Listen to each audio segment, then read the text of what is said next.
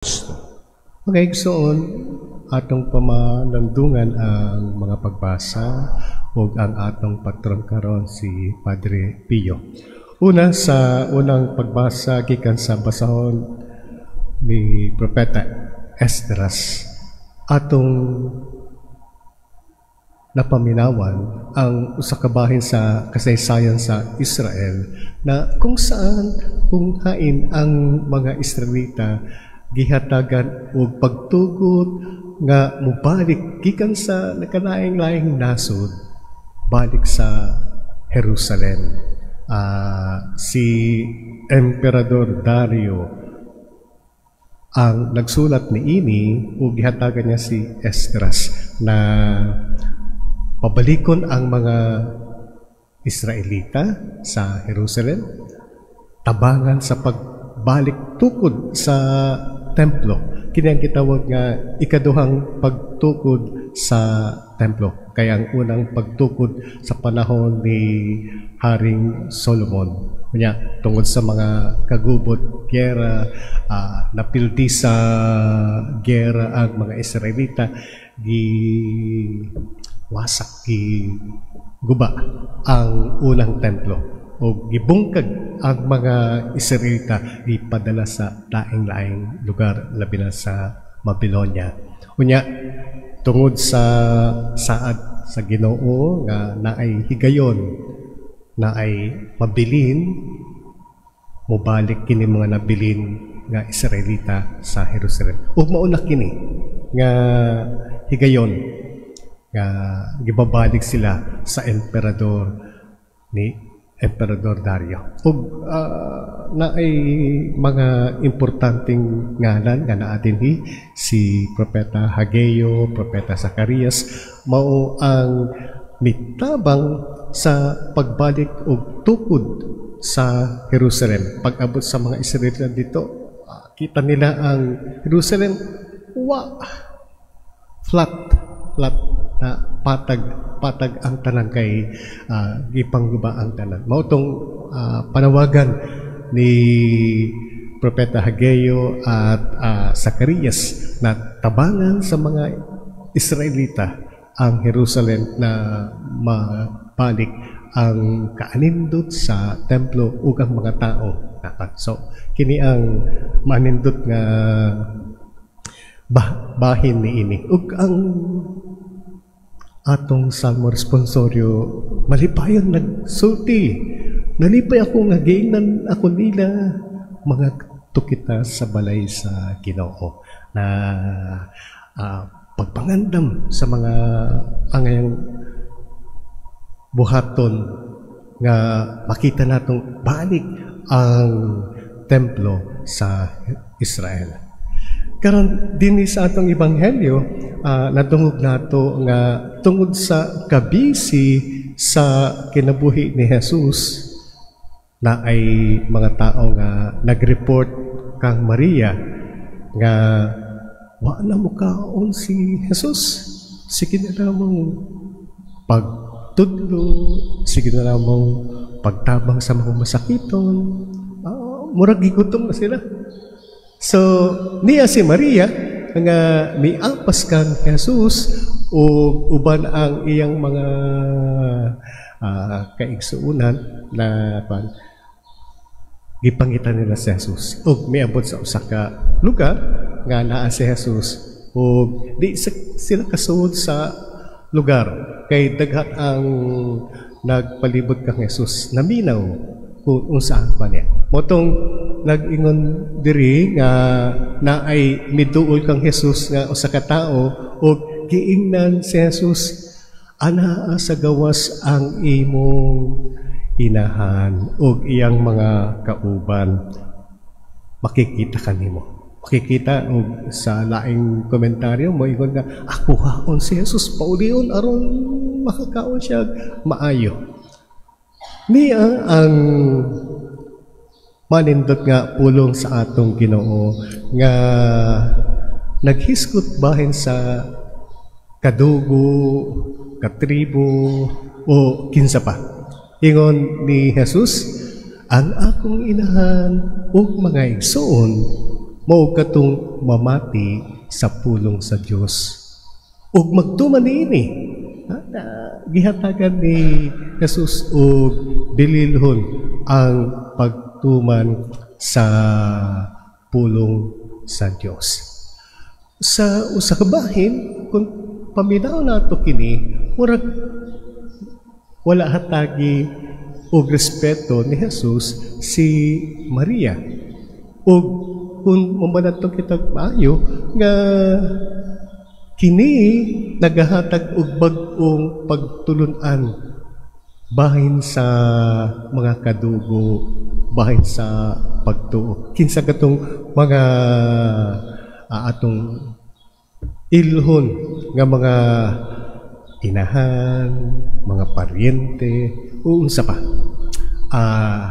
Ingon ni Jesus, ang akong inahan ug mga igsoon o katong mamati sa pulong sa Dios ug magtuman tiini. Sa usa ka bahin ginahatagan ni Jesus og respeto si Maria. No? Nato. Nga naman, kay sa tawag ni Arkanghel Gabriel ngadto kang Maria sa maanindot nga balita nga himuong inahan si Maria, naminaw si Maria, namitaw og maayo ug sa mga gihatag nga mga rason nganong gipili siya sa katapusan mi sugot si Maria, mihatag sa iyang oo mo tuman ako sa pulong sa Dios. Kana ang kanindot sa atong mahal na Birhen Maria. Naminaw siya na ay talunggan ni Maria nga gipaminaw ang maanindot nga balita gikan kang Anghel Gabriel. Dili lamang diha sa pagpaminaw natuman ang gibukat sa atong mahal na Birhen Maria, kundili ituman niya ang uban pang mga nitty-gritty na kinahanglan sa pagpadako sa atong siyang anak na si Jesus, na ang responsibilidad nga gituman ng atong mahal nga Birhen Maria. So gihatagan og pagtagad og gitawag na requirements sa mga bag-ong membro sa atong simbahan dinhi, na dili na kadugo ang importante ang pagpaminaw sa pulong sa Dios ug ang pagtuman niini. Kunya, sa katapusan, bahin sa atong patron, si Padre Pio. Si Padre Pio, natao ni atong 1887 sa Italia. Gikan sa kabus nga pamilya, pero siyang kaugalingon, masakitan pa na sige kasakit siya sa iyang lawas, pero nagpadayon na miuban sa pundok sa Capuchin Friars.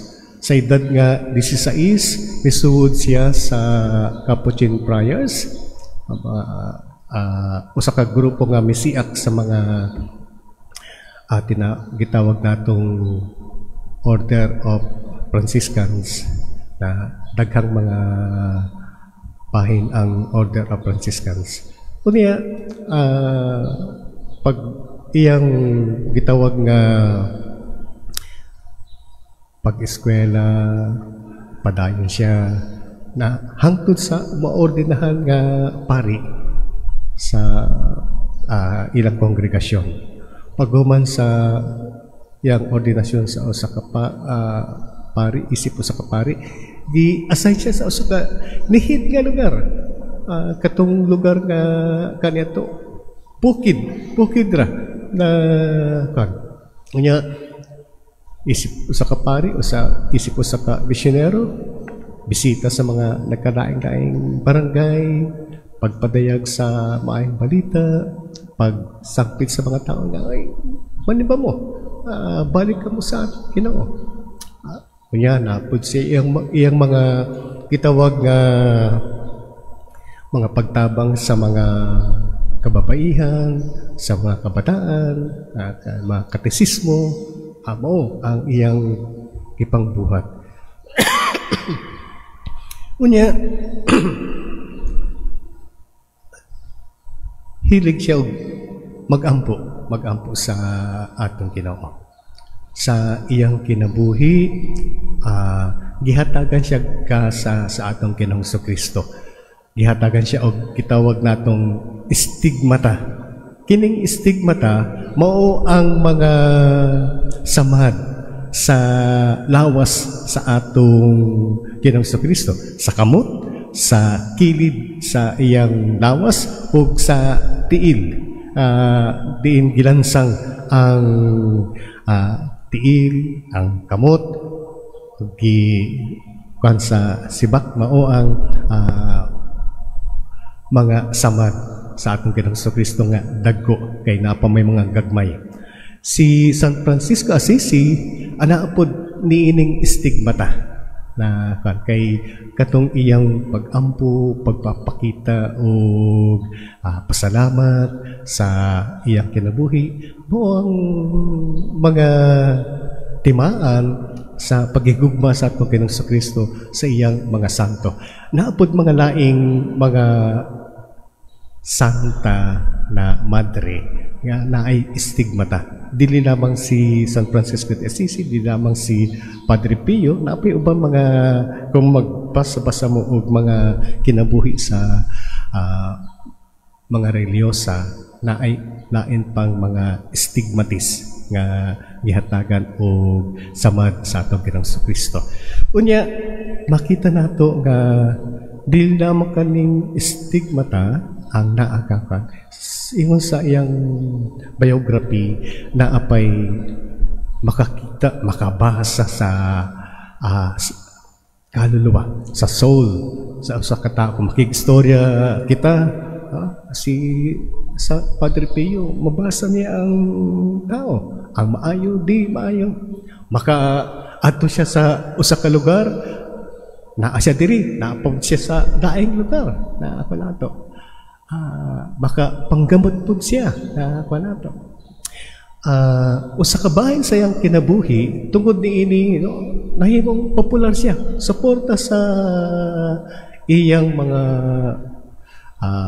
ministeryo, mga pagpangalagad ug tan-awon ninyo katong lugar nga sa Petrelcina sa kaniadto walay mga dagkong buildings na unsa pa, pero sa panahon nga nahimo na siyang popular, daghan na ang mga tao nga moanha, mga masakito na naayo.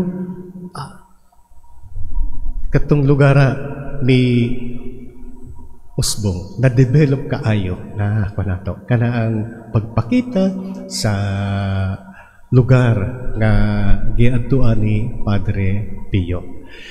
Sa laing bahin, tungod nahimo siyang popular, pangitaon siya sa mga tao. Ang gihimo sa atong simbahan, dili siya ipakita. Giingnan siya nga, diha ka lang sa imong kwarto sa inyong kumbento. O gibiyaan nila na mo die down, muhupa ang pagkapolidad ni Padre Pio. Pero ang mga tao, sige, gikan sa nagkalain-lain lugar, mo bisita, mangita sa iyang maminaw sa iyang pulong, sa iyang mga isulti, pero gididaan siya na nakabalik lamang siya sa mga 1960s na kanato na medyo tigulang na siya. Pero gitanaw na ko itong iyang mga salida na ay katong panahon nga nagdugo ang iyang kamot, gihatagan og bendahe na so kato ang usa ka bahin nito sa iyang kinabuhi nga ipakita niya ang gugma sa atong Ginoong Kristo o gihatagan pud siya sa atong Ginoong Kristo sa mga samad na nagpakita na siya nahimong maayong pari sa atong simbahan. Gideklara siya nga santo ni San Juan Pablo II dito sa Italia. Mga igsoon, sa atong panahon karon, nindot nga kung simba kita, nakita'y kalipay, no? Na puy-anan kini sa atong Ginoo ug magampo kita bahin sa atong kaugalingon, bahin sa atong mga paryente na usahay di na mo simba, paryente nga naa sa usahay nasa raing pagtuo na, yan po na to sila. Manit paghihapon kini ug ilho nato ang atong patron nahimong nagpakita mihatag og iyang pagtuo na ipadayag ang iyang pagtuo ug naminaw ang atong Ginoong Hesus. Kitabagan siya nga masinati ang paghigugma sa iyang lugar o sa iyang dapit. Hay unta na kita nga niadinhi nga sige magsimba kada buntag, matasig og maligon sa atong mga pagbasa o sa atong patron Padre Pio. Manindog kita